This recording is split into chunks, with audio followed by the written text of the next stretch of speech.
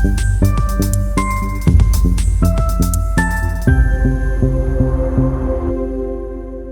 Everyone, welcome back to my channel. ఈ వీడియోలో మనం సి లాంగ్వేజ్ యొక్క ఇంట్రడక్షన్ గురించి చూద్దాం. ఈ సి లాంగ్వేజ్ మనకు డెన్నిస్ రిచి అనే అతను 1972లో దీన్ని ఇన్వెంట్ చేశాడు. ఈ సి లాంగ్వేజ్ని మనకు బీసీపీఎల్, అంతకుముందు ఉన్న లాంగ్వేజ్లు ఈ బీసీపీఎల్, ఈ బి లాంగ్వేజ్ని బేస్ చేసుకుని మనకు ఈ సి లాంగ్వేజ్ అనేది ఇంట్రడ్యూస్ చేశారు.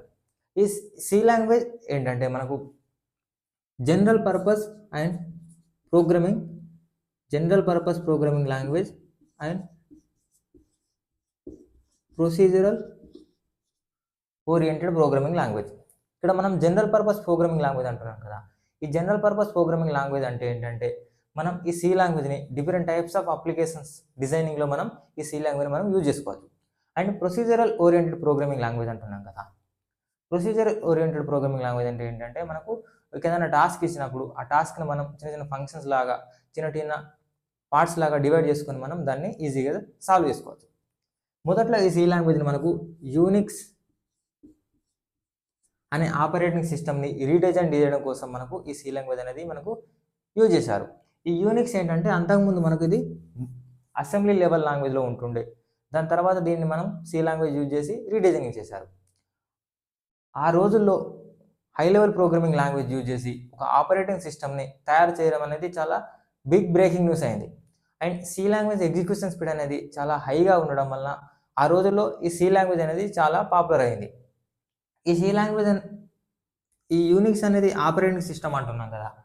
ఆపరేటింగ్ సిస్టమ్ అంటే ఏంటి అంటే ఇది సిస్టమ్ సాఫ్ట్వేర్. దీన్ని మనం సింపుల్గా ఓఎస్ అని కూడా అంటాం. ఈ ఓఎస్ యొక్క మెయిన్ డ్యూటీ ఏంటంటే సిస్టమ్ అనేది కరెక్ట్గా దాని hardware components and software resources ఎలా పనిచేస్తున్నాయి, కరెక్ట్గా పనిచేస్తున్నాయా లేదా అని మనకు ఈ ఓఎస్ అనేది చూసుకుంటుంది. ఈ ఓఎస్ అనేది కరెక్ట్గా పనిచేస్తేనే మనకు సిస్టమ్ అనేది చాలా యాక్యురేట్గా వర్క్ అవుతుంది. ఓకే, ఈ సి లాంగ్వేజ్ యూజ్ చేసి యూనిక్స్ ఆపరేటింగ్ సిస్టమ్ తయారు చేయడం వల్ల ఈ యూనిక్స్ ఆపరేటింగ్ సిస్టమ్ అనేది మనకు పోర్టబుల్గా మారింది. అంటే ఈ యూనిక్స్ ఆపరేటింగ్ సిస్టమ్ కోసం రాసిన కోడ్ అనేది వేరొక సిస్టంలో కూడా మనం ఆపరేటింగ్ సిస్టమ్ లాగా యూజ్ చేసుకోవచ్చు. ఓకే, ఈ యూనిక్స్ ఆపరేటింగ్ సిస్టమ్ బేస్ చేసుకొని మనకు మ్యాక్ ఓఎస్, లీనక్స్ లాంటి ఆపరేటింగ్ సిస్టమ్స్ కూడా మనకు ఇంట్రొడ్యూస్ చేశారు. ఓకే, ఇప్పుడు మనం ఈ సి లాంగ్వేజ్ యొక్క మెయిన్ ఫీచర్స్ ఏంటి అన్న విషయాల గురించి మనం చూద్దాం.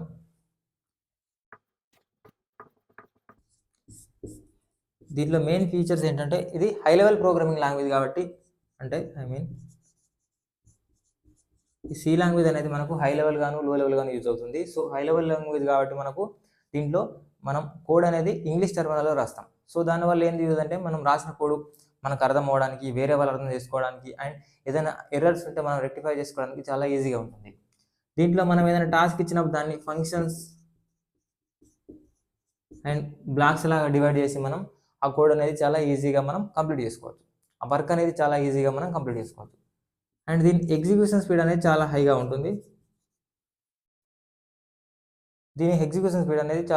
ఉంటుంది. అండ్ దీంట్లో రిచ్ లైబ్రరీస్ ఉన్నాయి.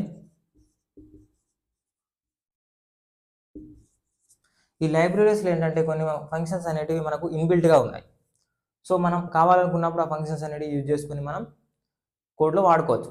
మొత్తం కోడ్ రాయకుండా మనం వాడుకోవచ్చు. ఈ ఫంక్షన్ అంటున్నాం కదా, చిన్నగా చెప్పుకుందాం. ఫంక్షన్ అంటే ఏంటంటే ఒక బ్లాక్అప్ కోడ్. దానికి మనకు కావాల్సిన రిక్వైర్మెంట్కి సంబంధించిన కోడ్ అనేది ఉంటుంది. సో మనకు కావాలనుకున్నప్పుడు ఆ కోడ్ని మనం ఆ ఫంక్షన్ని కాల్ చేసి మనం దాన్ని యూజ్ చేసుకోవచ్చు. సో ఇక్కడ ఎగ్జాంపుల్గా తీసుకున్నట్టు మనకు ఈ ప్రింట్ఎఫ్ అనేది మనం ఏదైనా డిస్ప్లే చేయాలనుకున్నప్పుడు ప్రింట్ చేయాలనుకున్నప్పుడు ప్రింట్ఎఫ్ని యూజ్ చేస్తాం. అది ఈ లైబ్రరీస్లోనే ఉంది మనం. సో దాన్ని ఇంక్లూడ్ చేసుకొని మనం ఈ ఫంక్షన్ని యూజ్ చేసుకుంటాం. ఇంకా మ్యాథ్స్కి సంబంధించిన ఫంక్షన్లు ఇలాంటి చాలా ఫంక్షన్స్ అనేవి మనకు ఈ లైబ్రరీస్లో ఉన్నాయి. సో కావాలనుకున్నప్పుడు మనం ఈ లైబ్రరీస్ని మనం మన ప్రోగ్రాంలో ఇంక్లూడ్ చేసుకొని మనం వాటిని యూజ్ చేసుకోవచ్చు. ఓకే, ఇప్పుడు మనం ఈ సి లాంగ్వేజ్ని ఎక్కడెక్కడ వాడుతున్నాం అన్న విషయాల గురించి చూద్దాం. ఈ సి లాంగ్వేజ్ మనకు ఆపరేటింగ్ సిస్టమ్ డిజైనింగ్లో మనకు యూజ్ చేస్తున్నాం. అండ్ లీనక్స్, యూనిక్స్ వీటికి ఎగ్జాంపుల్స్. అండ్ మనం ఈ సి లాంగ్వేజ్ని ఎంబెడెడ్ సిస్టమ్స్లోను, ఈ ఎంబెడెడ్ సిస్టమ్స్లో ఏంటంటే మనకు కోడ్ అనేది డైరెక్ట్ హార్డ్వేర్ కంపోనెంట్స్తో కనెక్ట్ అయి ఉంటుంది.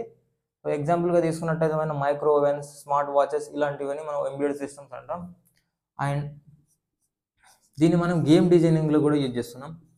ఈ సి లాంగ్వేజ్ని గేమ్ డిజైన్ లైక్ మనకు స్నేక్ గేమ్ ఉంటుంది కదా, ఆ స్నేక్ గేమ్ అనేది మనకు ఈ సి లాంగ్వేజ్ని యూజ్ చేసుకొని మనకు దాన్ని డిజైన్ చేశారు. ఇప్పుడు మనం చూసుకున్నట్టయితే పబ్జీ ఉంది కదా, ఆ పబ్జీని మనకు ఆ సెర్వర్ని మనకు పబ్జీ సెర్వర్ ఉంటుంది కదా, ఆ సెర్వర్ని మనకు C++ యూజ్ చేసుకొని డిజైన్ చేశారు. అండ్ ఇంకా like Java and HTML, Java script ఇలాంటివన్నీ యూజ్ చేశారు దాంట్లో. సో ఈ C++ ఏంటంటే మనకు సూపర్ సెట్ ఆఫ్ సి, అంటే సిలో ఉన్న ఫీచర్స్ అన్నీ ఉంటాయి, కొన్ని ఎక్స్ట్రా ఫీచర్స్ కూడా C++లో మనకు అవి అవైలబుల్గా ఉంటాయి. అండ్ దీన్ని మనం డేటాబేస్లో కూడా యూజ్ చేస్తాం. ఈ సి లాంగ్వేజ్ మనం డేటాబేస్లో కూడా మనం యూజ్ చేస్తున్నాం. అండ్ ఇంకా కంపైలర్ అండ్ ఇంటర్ప్రిటర్ డిజైనింగ్లో మనం యూజ్ చేస్తున్నాం.